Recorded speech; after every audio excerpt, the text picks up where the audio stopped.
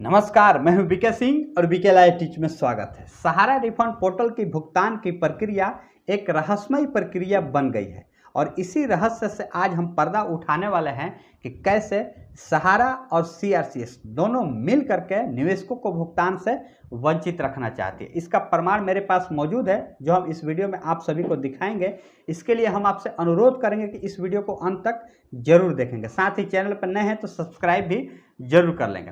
तो चलिए वीडियो को शुरू करते हैं। दोस्तों, आप सभी को पता है देश के करोड़ों जमाकर्ताओं ने सहारा रिफंड पोर्टल पर भुगतान हेतु आवेदन किया था, जिनके आवेदन में विभिन्न प्रकार के डिफिशियंसियां आई थी सीआरसीएस के द्वारा और अभी तक उनका भुगतान नहीं मिल पाया है। इन सारी प्रक्रियाओं से आप भली भांति परिचित हैं, लेकिन अब कुछ नया ही आप सभी को देखने को मिल रहा है जो आज से पहले नहीं हुआ था और जिसे हम सभी को उम्मीद भी नहीं था कि भला ऐसा भी हो सकता है। क्या है, चलिए मैं आप दोस्तों, कल मैंने एक वीडियो अपलोड किया था जो YouTube के द्वारा रिमूव कर दिया गया था। कारण कुछ कम्युनिटी गाइडलाइंस को फॉलो न करने का वजह बताया गया, जिस वीडियो में मैंने रीअप्लाई कैसे करेंगे पूरी प्रक्रिया को दिखाया था। अपने ही एक जमाकर्ता बंधु का 6 बॉन्ड था एक ही नाम से, तथा एक दूसरे नाम से 3 बॉन्ड था। तो 6 बॉन्ड का शेयर फॉर्म, एप्लीकेशन फॉर्म, जो भी आपका है मेंबरशिप फॉर्म, एजेंट के द्वारा भरा भी जा चुका था 2 मंथ पहले ही भरा जा चुका था। तो उसी को हम एक बार फिर से रीसबमिशन पोर्टल पर रीअप्लाई करने के लिए गए कि अब उनके आवेदन की जो डेफिशिएंसियां है हट गई होगी। सहारा द्वारा पूरा डेटा सीआरसीएस को उपलब्ध करा दिया गया था, क्योंकि हमने share form, application form, membership form जो भी आपका है सब उन्होंने भर दिया था आज से 2 महीना पहले ही।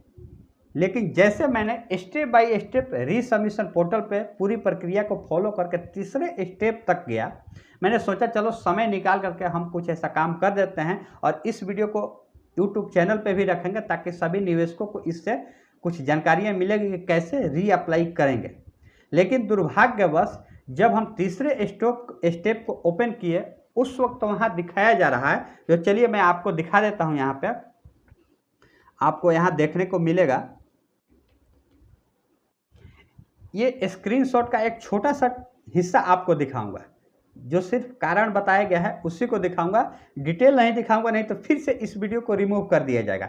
और ऐसे ही कुछ गलतियां हुई थी शायद हमसे, एडिटिंग में थोड़ी सी मिस्टेक जरूर शायद हुई है हमसे कि पर्सनल डिटेल जिस जमाकर्ता बंधु का था उसका डिटेल शायद वीडियो में शो हो गया था और इसीलिए इस वीडियो को कल रिमूव कर दिया गया था यूट्यूब के द्वारा। लेकिन उसका एक स्क्रीनशॉट मेरे पास मौजूद है, जो कि अंतिम प्रक्रिया में बताया गया था कि जब प्रपोज अपलोड करने से पहले तीसरे स्टेप में जो पूरी डिटेल चेक करके हमने रीअप्लाई करने के लिए चौथे स्टेप को ओपन करने की कोशिश किया, तो उस वक्त बताया जाने लगा कि यह दावा निम्नलिखित कारणों से अद्यतन नहीं किया जा सकता है। सोसाइटी ने सदस्यता आवेदन फॉर्म, सदस्यता खाता खोलने के फॉर्म की स्कैन प्रति अपलोड नहीं की है, कृपया संबंधित सोसाइटी से संपर्क करें। ये दिखाया जाने लगा। यानी 2 महीना पहले हमने मेंबरशिप फॉर्म, शेयर फॉर्म उस जमाकर्ता बंधु ने अपना भर दिया है, एजेंट के माध्यम से उन्होंने कार्यालय में जा करके साक्षात लाइव भरवाने की पूरी प्रक्रिया को फॉलो करें। लेकिन अभी तक सीआरसीएस कह रहा है कि पूरा डेटा सीआरसीएस के पास नहीं दिया गया है, कोई कॉपी, कोई इमेज अपलोड नहीं। इसी प्रकार से अन्य आवेदनों में भी जो डिफिशियंसी आई थी उसके संदर्भ में पोर्टल पे ये बताया जा रहा है कि जमाकर्ता द्वारा प्रदान किए गए विवरण, सोसाइटी डेटाबेस या सोसाइटी द्वारा प्रदान किए गए रिकॉर्ड जिसमें नाम, सदस्यता संख्या, खाता संख्या से मेल नहीं खाता है, जमा राशि 31 मार्च 2023 के बाद परिपक्व हो गई है। इस प्रकार का मैसेज दे रहा है रीसबमिशन पोर्टल पे, जबकि 2 महीना पहले ही सारे फॉर्म को भर दिया गया है। 31 मार्च 2023 से पहले ही ये बॉन्ड की मैच्योरिटी राशि भी परिपक्व हो गई है। लेकिन ये बताया जा रहा है कि 31 मार्च 2023 के बाद इस बॉन्ड की मैच्योरिटी पूरी हो रही है। भला हो सीआरसीएस का रीसबमिशन पोर्टल। हमारे पास जो बॉन्ड मौजूद था जमाकर्ता बंधु के पास 2020 में ही इस बॉन्ड की मैच्योरिटी पूरी हो चुकी है, लेकिन कह रहा है कि 31 मार्च 2023 के बाद परिपक्व हुई है। अब बताइए भला इसमें किसकी गलती है, जो कि आज से पहले ऐसा नहीं दिख रहा था।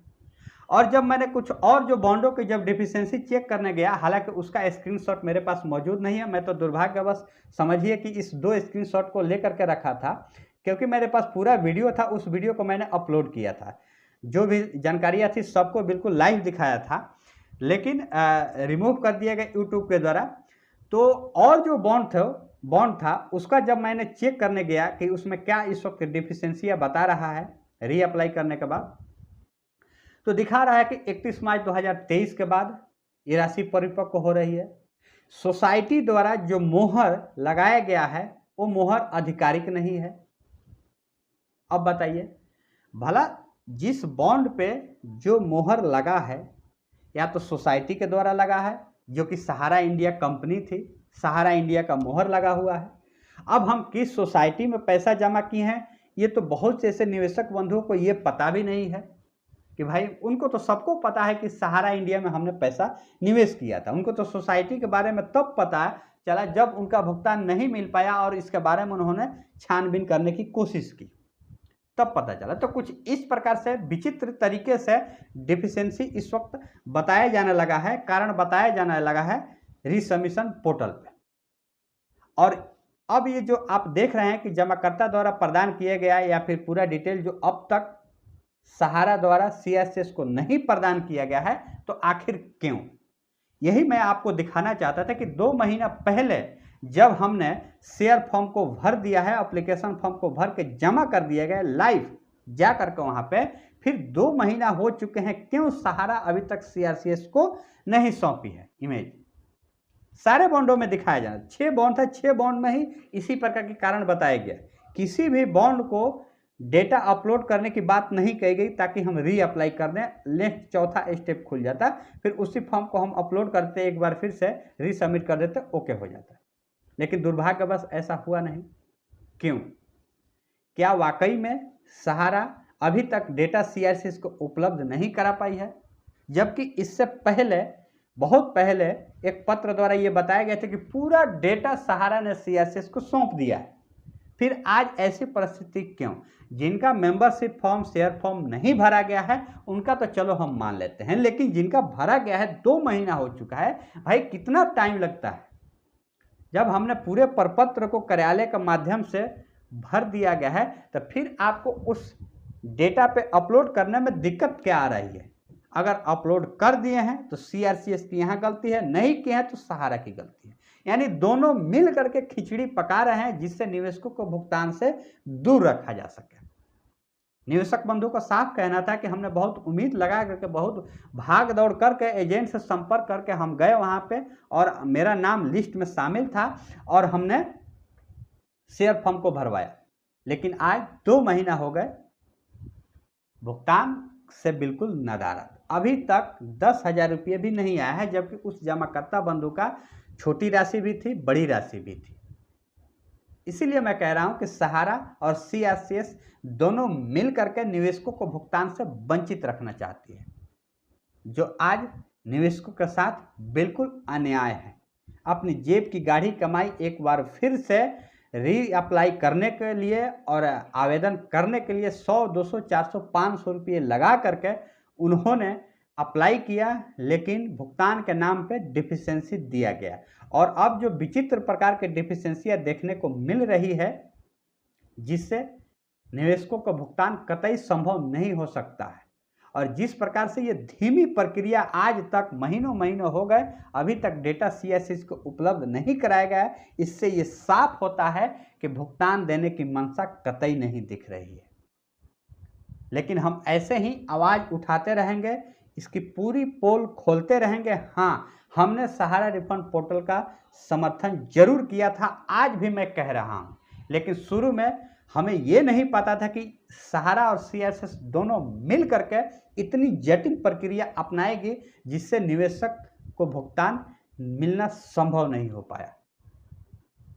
लेकिन हम ऐसे ही आवाज़ उठाते रहेंगे कि सहारा और सीएसएस को दोनों मिल करके आसान प्रक्रिया को करना ही पड़ेगा। जिस प्रकार से आज निवेशकों की आवाज़ आज लगभग सभी पटल पे आप सभी को दिखाया जाने लगा है, उस प्रकार से उम्मीद है कि आने वाले दिनों में आप सभी ऐसे ही सपोर्ट करते रहिए, अपनी आवाज़ उठाते रहिए। बहुत जल्द ही इसका कोई ना कोई निदान जरूर निकलेगा।